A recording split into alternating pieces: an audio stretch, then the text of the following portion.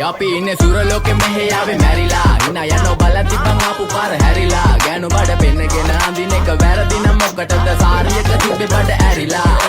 කොංගල පතු වෙන්න ඕන් දැම්ම මාළුවන්ට පාන් දැම්ම වගේ ඇවිත් තාල යන්න එන්නේ පහල යන්න ඇවිත් අට වාල යන්න අපි